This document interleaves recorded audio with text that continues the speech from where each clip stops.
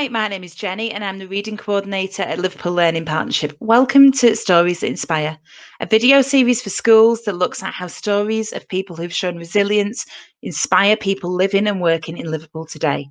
Today, I'm joined by Samantha Alton. So I just want to say good afternoon, Samantha. Hello, good afternoon. Nice to meet you. Nice to meet you too. You doing okay? Yeah, doing very well actually now that the world's opening up a little bit. Fantastic. So, as I said before, you're an actor and your acting's taken you to really exciting places like the Edinburgh Fringe, a Yeah. Glastonbury Festival. Can you tell us a little bit about what it's like to be an actor in the work that you do?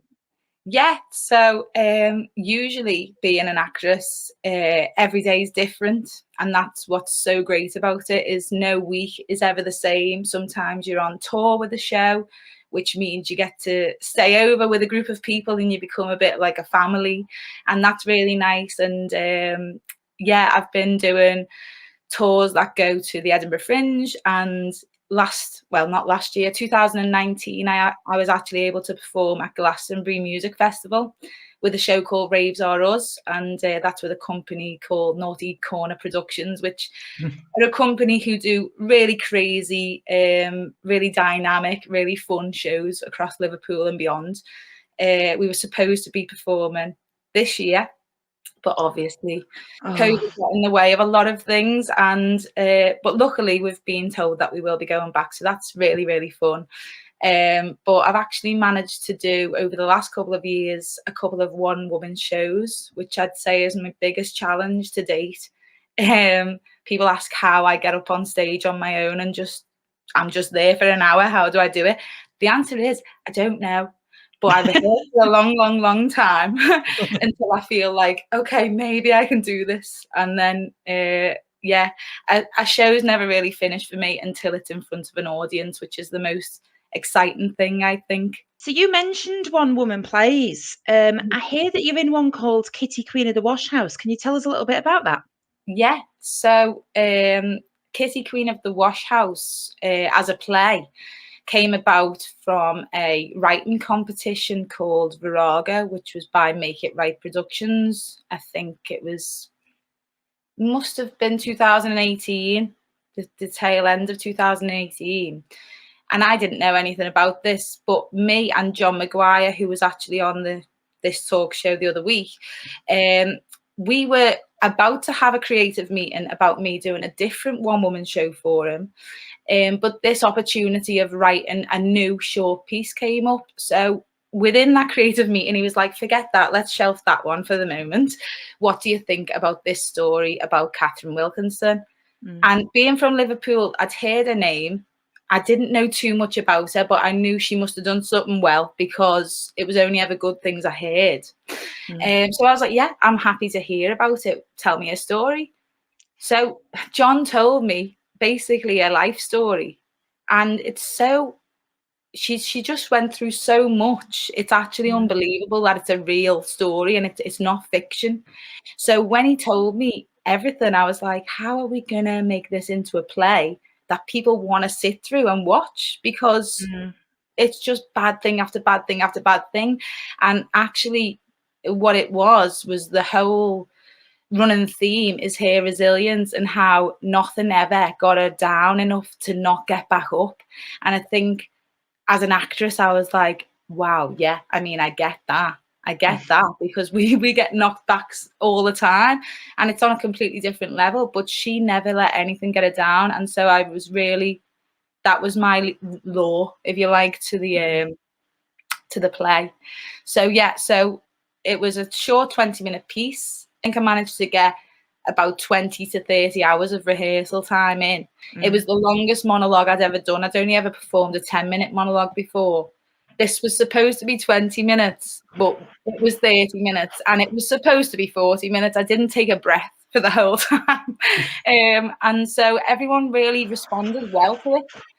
And then it was like, wow, that's really good. People loved it. But then people wanted to see more. And it was like, well, yeah, this story does really deserve telling. So John went away and he wrote a funding bid. And we got Arts Council funding, and we managed to put the show on in St. George's Hall in the concert room, which is just beautiful. And it's had such longevity since then. People just really relate to the story.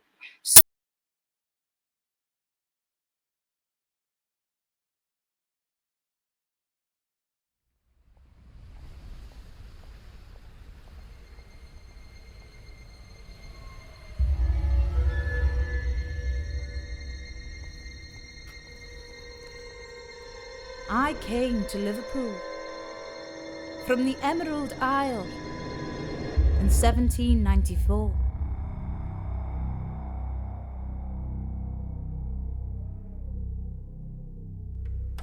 You know me as the saint of the slums, hound of heaven,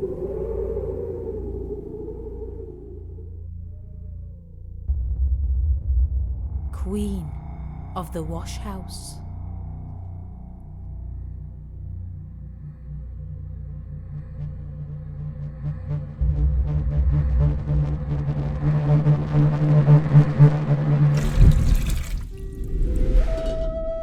My name's Kitty Wilkinson, but you can call me Kitty. Victorian society was not that much different to now. Poverty, sickness, brutal hardship. To live, you needed tenacity, resilience, courage. This is not the Liverpool I remember. She scrubs up well. One thing that's clearly apparent, though, is the indefatigable nature of her people. We arrived on the back of a tempestuous storm. I survived the Mersey, the Mills, and the cholera. I did what I had to do to survive. For my family, my friends, my neighbours. Nobody was ever the poorer for what they gave a neighbour in distress.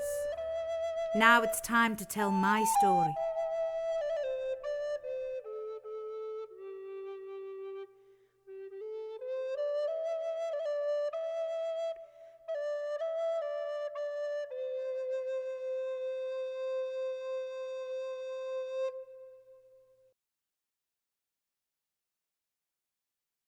On their journey from Ireland to Liverpool, their ship was wrecked. There was a storm, so unfortunately, in that first crossing over, Kitty lost her dad.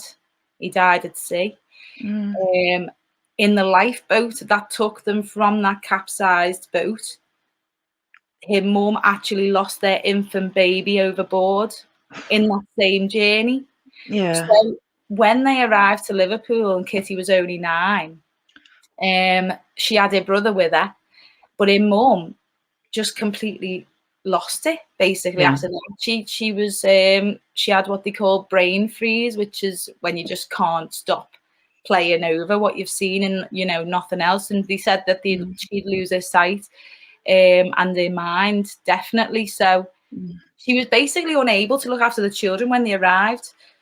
Luckily, there was kind of a nice charitable neighbour around, and she took the family in because Kitty's mum could sew lace and things like that, so she weren't useless, which was good. But yeah, this woman actually took them in. Her mum had to be sent back to Ireland to be looked after by her friends because she was just so ill. Yeah. So Kitty was in Liverpool with just her brother at this point, and this woman, Mrs. Lightbody, looked after them for as long as she could. She then told them that they'd be sent to a working mill, which came as a shock to them because she'd been looking after them really, but it came to light that Mrs. Lightbody herself was passing away. So that's why she sent them off. She goes to the mill. When they arrive at the mill, there's loads of other boys there. So the mill owner actually splits them up and sends her brother to a different mill. She never, ever, ever sees her brother again. So from the age of 11, she's completely on her own. Yeah. But it's almost like her whole life she's just grateful for what she's got because she knows how fragile life is. But it's just, I mean, she goes on and on, and through her whole life she's constantly doing things for other people, and it's not she's resilient, not resentful. And I think that's such a good positive message to have. And then when she does actually get out of the mill, she stays there till she's 21. When she comes back to Liverpool, she just works hard. She's a grafter. She does whatever she can to get by. She manages to get her mum back over and looks after her own mother again for a while and has her back in her life, and that's nice. And she's a real community member and always had been. Then in 1832, this is a big old story, sorry. No, don't worry, it's interesting. In 1832, cholera hit Liverpool.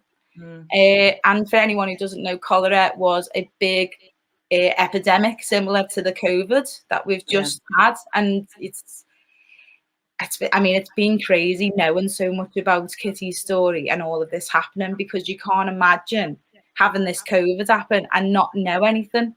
So they didn't have the news. They just had loads of people dying, loads of people getting sick and not knowing why. So Kitty really took it upon herself to try and help her neighbours, and the doctors would stop going into the poverty-stricken areas because they were full of the illness.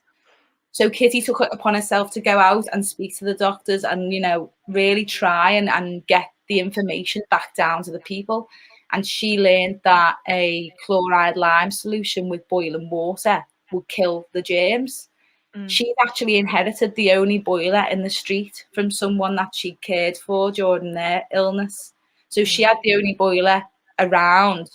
So the whole street ended up using it. She washed all of the sheets. She ended up stopping the virus in her own area. And she ended up getting accolades from all kinds of people, including the Queen eventually. Wow.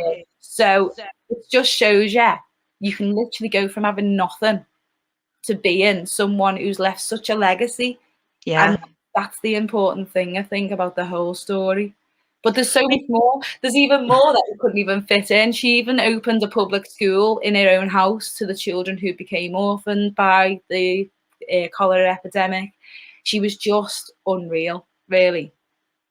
It's incredible what she did. I mean, I knew about the the cleaning and the boiler, but I didn't know about the school elements and things. It's incredible. Yeah, she actually, during the time of her having the Washhouse and everything else, she took care of 46 orphans over the space of 10 years, all just coming through her house, and she just wouldn't let anyone be without.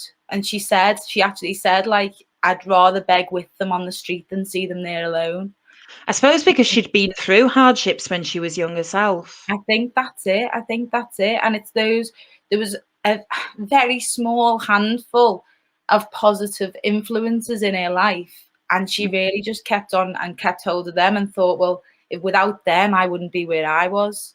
So I'm going to help as many people as possible. So she's just a truly inspirational woman, I think. She really is. And it's interesting you said that you performed this in St George's Hall, because there's a statue of her there, isn't there? There is, yeah. It's actually the only female statue in St George's Hall, which is a credit to her, obviously, because, it's just a load of rich-looking guys, really, on all the statues. And she's just there, rolling up her sleeves, which I love. But and John's actually going to be doing a walking tour about Kitty, because it is one of those things that people kind of overlook, and a lot of people do know of her, and that's what surprised me is when I was doing the shows, we often do a Q&A afterwards, and just how interested people are in the story. It really was okay, we can't put this to bed. I think this should be something that's often shown.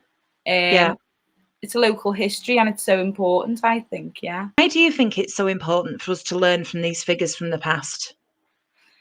I think now more than ever, because it's just everything's so superficial these days, and I think especially for young people, it can be very wrapped up in social media and likes, and it can be a very small world that people put themselves in. And when you hear stories about the adversity that Kitty has faced, or so many other people throughout history, they're there. Those stories are there, and they've been passed on for a reason. And it's so people don't make the same mistakes as before, and it's so people can be inspired to never let those values go.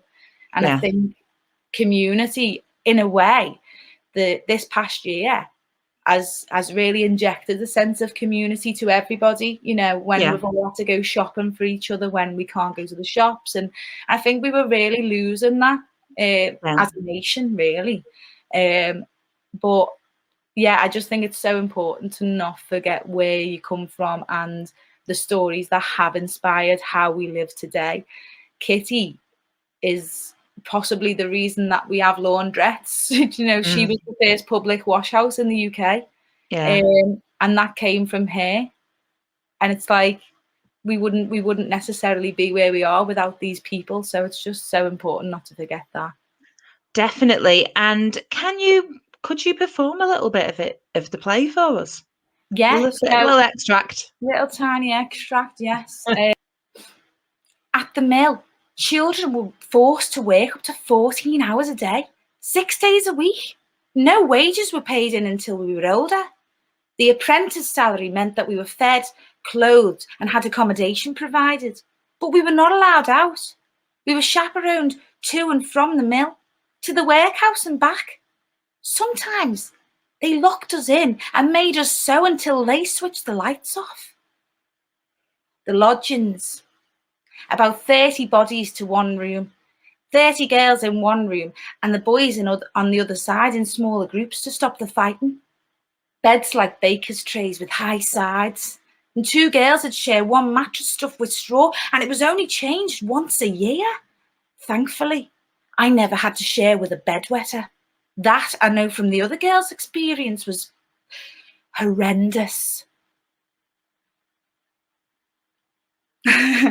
Fantastic. So that from when she was at the mill, did you say? Yes, so that was when she was living at the mill. So she actually went to the mill when she was 11, and she was there till she was 21.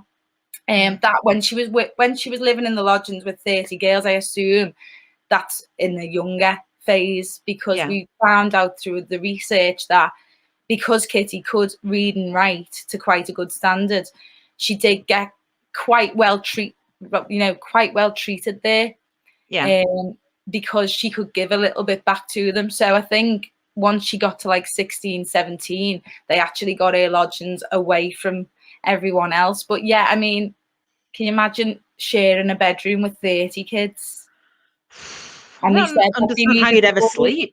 Yeah, they had the boys in smaller groups to stop the fight. And I mean, you can't imagine that. I'd hate to chaperone that corridor of kids. The thing is, as well, when we do the show, we often do workshops with, we go to schools and we do a workshop afterwards, and we talk about the mill and kind of the reality of it, because kids today wouldn't even be able to grasp that that's a thing. I don't even know if most kids do the dishes these days. I don't even know if people get chores, but you know, kids used to get scalped by their hair getting caught into the machines. They used to get something called cotton lung, where they breathe in too many fibers and they just have this cough forevermore, you know, just can't get rid of all the fibers in there. So many injuries and deaths. Dangerous place to be. Very dangerous place to be. And I think as well, you know, the kinds of kids who are going here are either trying to earn a little bit of money to send home because they're living in, you know, poverty and the families have to send them away, or they're orphans. So these poor kids have already been through it. Do you know what I mean? They don't need to be doing 14-hour shifts. It's incredible what she went through and how she still just kept giving back to her community. Yeah. It's that's what I mean. It's honestly unreal how she must have had so much positivity to be able to just keep going, but she never gave up. I mean, and do you think there's she done jobs just to earn a little bit of money, where she'd go out at 2:00 in the morning and collect manure off the road and hide it in a hole, and then the next day she'd go and try and sell it to a farmer for like what's it called? You know, the soil, the way gives Yeah. you goosebumps. So she'd go and hide it, and one time a neighbour seen her do it, and she was absolutely mortified, but she had to do it. It's the only way Yeah. she can make money. Yeah, so she did what she had to at that time. Yeah. Would you say then that from learning about this person who you'd heard of before but you didn't know much about, do you think it sort of had an impact on you either as a person personally or sort of professionally as an actor? Do you know? Yeah, definitely. And I'd say for both, because even because I found it a big uphill struggle, the challenge of learning the role. Mm. And I felt like it was such big shoes to fill. But in a way, it was like, but nobody knows what she sounded like, and nobody knows what she would have looked like exactly, you know. So that gave me a little bit of freedom there. But yeah, I think every time I felt challenged by it, I was just like, this is nothing. This is nothing compared to what Kitty has gone through. So, you know, you can just kind of laugh it off almost. And honestly, I've had some bad things happening personally, and I'm just like, it's nothing. It's nothing. I can get over this. If Kitty can get over losing her dad and her infant sister, and then her mum going crazy, and then getting, you know, I can deal with anything. And I think that's a really strong story. She's definitely a role model then, isn't she? Role model of resilience. Definitely. And I think it's one of those where I knew that. As soon as I seen the script, I knew it. But it was like, we had such a long journey from taking it to page to stage. We learned so much, and we've had really strange things happen as well. Like we've found really rare books that have only had like 2 prints or 2 copies in, like, I think John was in, like, he was in Glasgow or something, and he found 1 of 2 copies of the memoirs of Kitty Wilkinson, which we never thought we'd ever get our hands on. And we found that after the play, and some of the lines that she said were the lines that she'd said. It was like, we didn't even know that. That's how much we know her. But yeah, she's great. Oh, that's fantastic. I am so happy that you've been able to come here today and, you know, tell us a little bit about Kitty Wilkinson. It's been absolutely fantastic. So thank you so much for that. Well, thank you so much. And I'm glad that everyone can hear and learn a little bit about her. They can find out a bit more. And you said that there's a walking tour as well that John's doing. Yeah, there is a walking tour that's going to be happening. I think he's going to do it once a month as a kind of a special one, because he's got a few on the go, which is good. If you're wanting to learn a little bit more about Liverpool history, have a look at Arts Groupie and their walking tours, because he does a Live a Bird one, which you'd never ever know about. He's going to do one on William Roscoe, and he's also going to do a Kitty walking tour. So I think it's really great to learn about these characters, and there's so many little bits and pockets in Liverpool that you don't get to see without doing that. So it's nice to learn it on the spot as well, actually, where it happened. Yeah. We'll put some information about those walking tours in the description box as well. So if anyone's interested, have a look in there and you can find out about that. Oh, well, thank you so much, Samantha. It's been lovely to speak to you. Oh, you too. And thank you so much for watching, and take care. And we'll be back soon with another Stories That Inspire.